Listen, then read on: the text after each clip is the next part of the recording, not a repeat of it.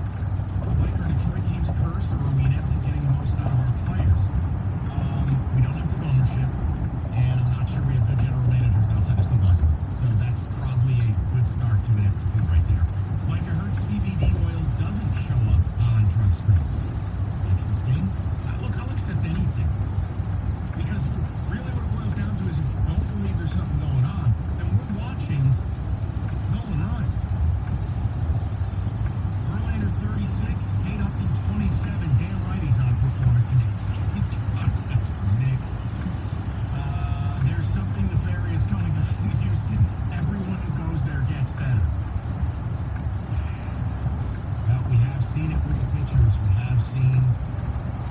I mean, if you would have told me that Charlie Morton would be unhittable in the playoffs as an Astro, I would go, what? I mean, the guy who used to stink with Pittsburgh?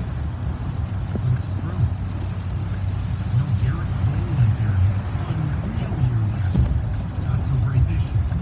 Verlander goes to Houston and now Basil in 2010. I think it's the weather. It's not in the snow and cold. I know when I'm in Arizona during winter, my body. Mike, Astros have better analytics than anyone. They have multiple tracking cameras like golf broadcasts set up all over the stadium. They have tools to help pitchers analyze their own sessions. Who's smart enough to use it? Garrett, it's why I brought the topic. I love hearing stuff. Because you know what? It's probably unlimited.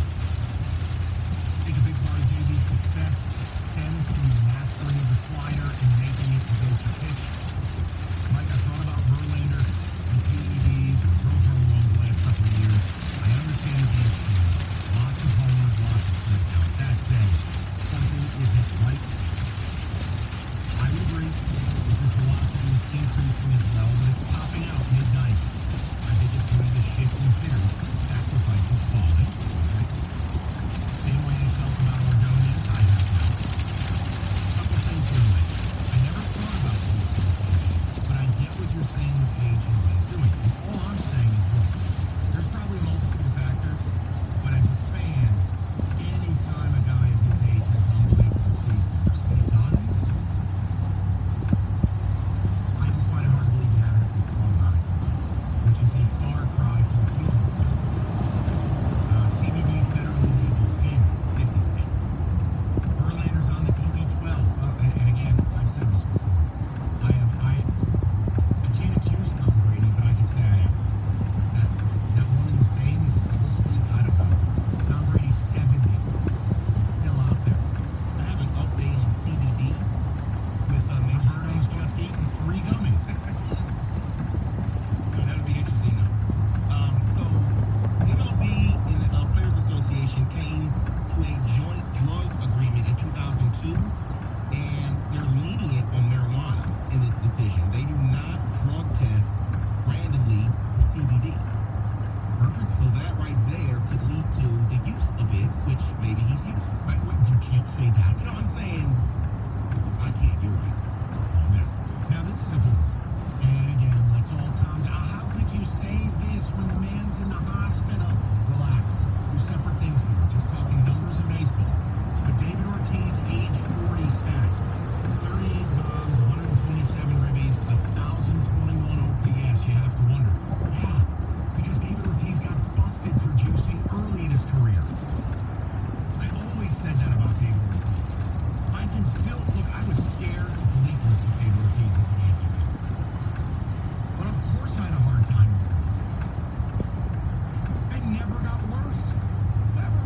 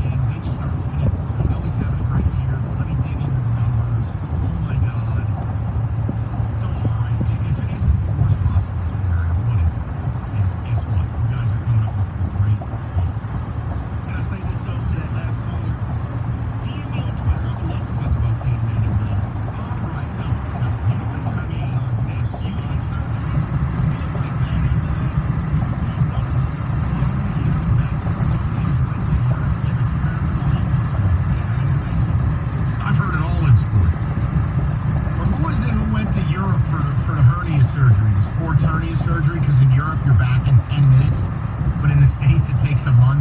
Who was that? I'm not sure. I do know Kobe went to Europe for his knee.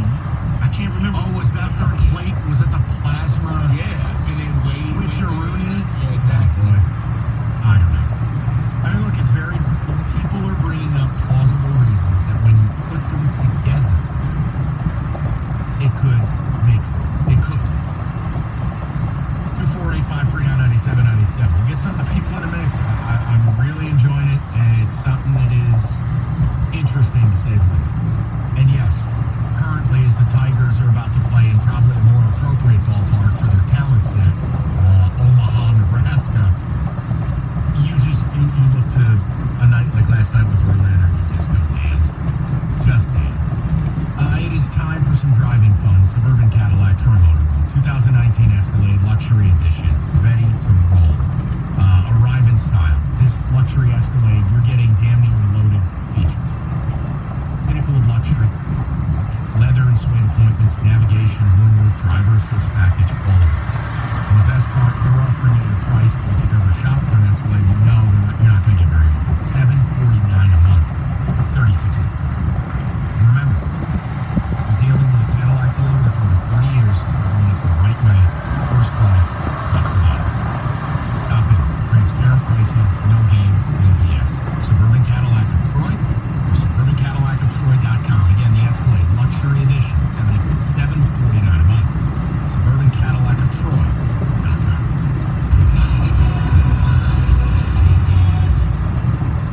Quit eating your burgers off a coffee table.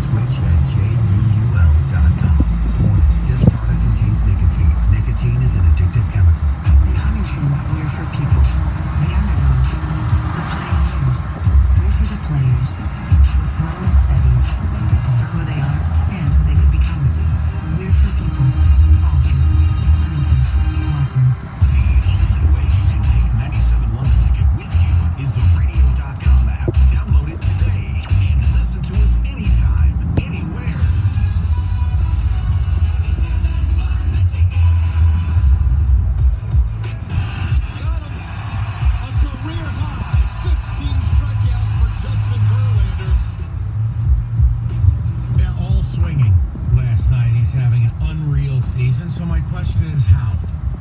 What is it? And if it's not the nefarious, dark side of the moon stuff that I think every fan looks at when a player like David Ortiz at 40 has the year he had, or Verlander right now, then what is it? And we've had some great suggestions. I think people are bringing up legitimate things. That Houston has done this with other pitchers. That the analytics, the way that they are able to save runs by playing metrics the way they do. Sure. Some people have talked about the core muscle recovery. Okay? We've had a lot of different. But I mean, what he's doing right now, it's remarkable. Ticket texts are coming in. We'll continue with your phone calls as well. Ray Lewis's arm fell off, and he came back in 3 weeks and won a Super Bowl. Everyone's trying to hit a home run. I think it explains the swing and misses, and he's just too good. Verlander's making the trade look worse and worse all the time. Our prospects need time to cook, but I think we got the short end. Matt, I agree totally. I agree totally. I mean, Houston just continues to bring up quality, hand over fist with their farm system. And you traded the greatest pitcher, arguably in franchise history. You traded a guy. Oh, and by the way, you're still paying for Justin Verlander.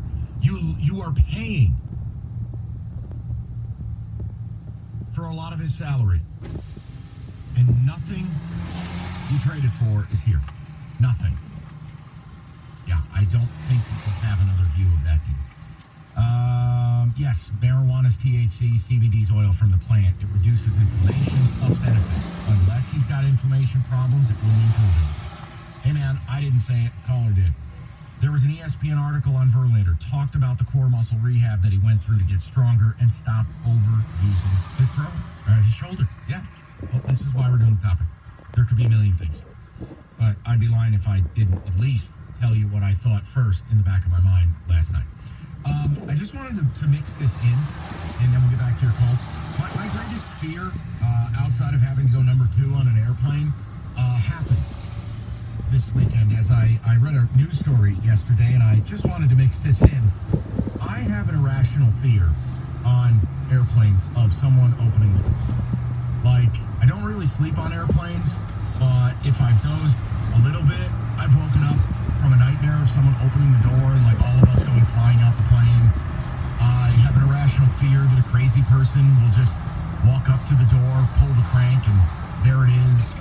Anytime I sit in an exit row, I stare at the door, and I just wonder how in all the years has someone not opened this damn thing, and like, why isn't there like a steel cage over it? I have a terrible fear of it. I've obsessed over airplane doors because I don't understand why they're remotely openable. Well, I don't know if that's true though. Are they? Can anyone just pull it? Is there? Well, a woman opened the airplane. A woman opened the airplane door because she thought it was the bathroom. My greatest fear come to life. A passenger on a UK-Pakistan flight at Manchester Airport in England caused severe delays after opening the emergency exit door in an attempt to reach the bathroom. 40 passengers were offloaded following the incident, during which the exit slide automatically deployed. Thank God the plane was on the ground. Right. The point I'm making is, I just, as something we're mixing in with the Verlander thing, I never imagined that my irrational fear would come to life. Like, it's irrational because I had never read a news story, no matter how often I fly. I've never even heard an utterance of someone doing it. But in my mind, sitting on airplanes, I always obsess over it. I'm scared of it. I don't even want to close my eyes for fear. Like, look, on airplanes right now, people are animals. They're fighting. They're getting into arguments over politics.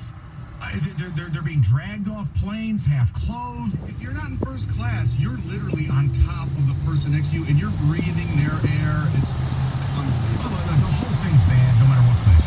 I'm just making a point. You know, Tim, I'm not going to lie to you. I've played the Delta game for a long time. I've got the miles, the upgrades. I do the credit card routine. I get upgrades a lot. I'm not going to BS with you. Brother, you know how much money I've given Delta since I was 17 years old? They should put my face on a plane. Now, here's my point. This Like today, where we're at, where people can't behave themselves, I don't bother nobody on a plane. I'm nice, whatever. I put my earbuds in, I disappear. But I've always been petrified of it. And finally, it's happened. Someone opened the airplane door. But if somebody could text in or call in that might have some expert analysis of this, if you're in the sky and that door were to open, Oh my God. I know we've seen the movies and stuff. It'd be like the movie Alive. The seats would go flying out of the plane. You don't know that. I'm terrified. I'm glad you picked up that reference. No, I'm serious, man. Roberto, there was a woman who had mental illness of some form who tried to open the door. She had to be subdued a few weeks ago. It's happening. I'm terrified of this. And by the way, you think an aerospace expert is listening to this garbage today? I think they have better things to do. Anybody. But yeah, I mean, if the Verlander thing is not your cup of tea, I'm happy to have you aboard. But I've said it before how scared I am of that happening on a flight. Well, it happened. Sit in that exit row, David. You stare at the red handle and you're going, oh my God, a crazy person could open this. Well, I've never admitted this to anyone, but that's why I don't sit in the exit row. Because I don't want to be near the door.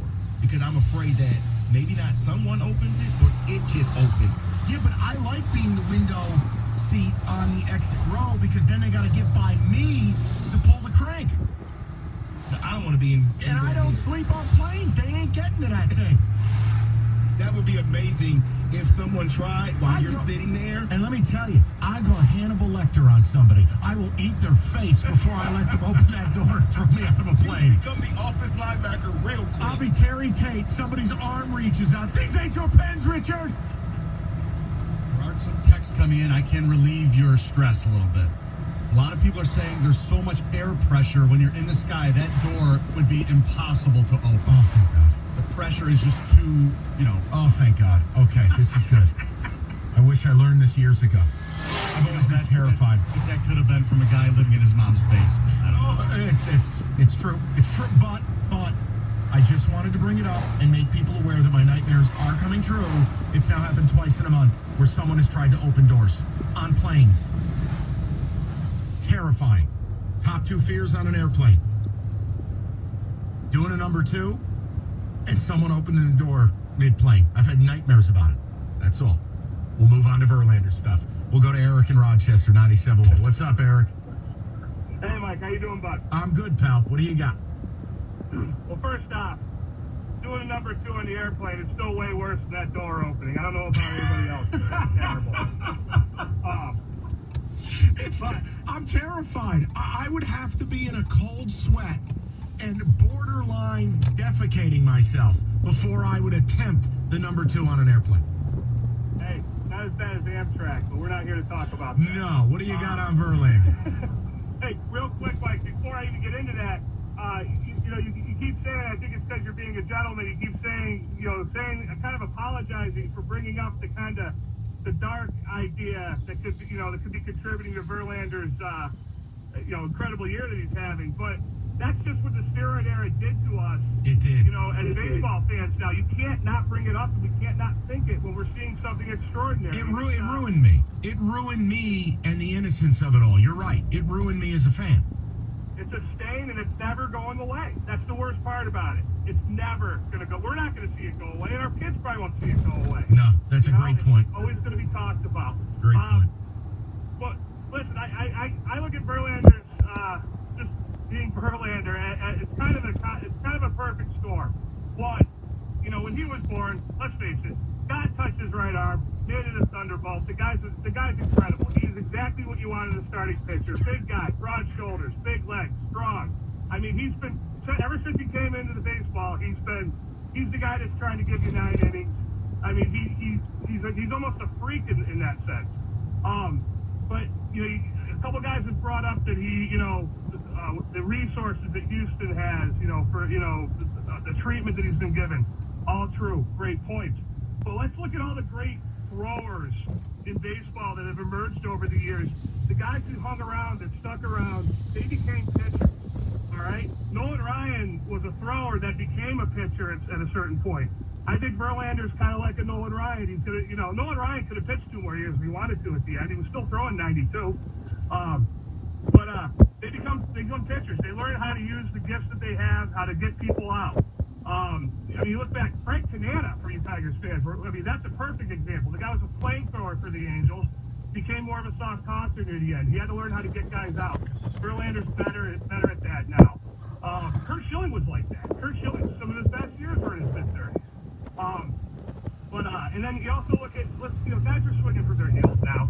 Those numbers are going to be inflated. But And then that is, Eric, it's a great point. It's a number of people have called in with it, and I'm not arguing. You understand why I brought it up.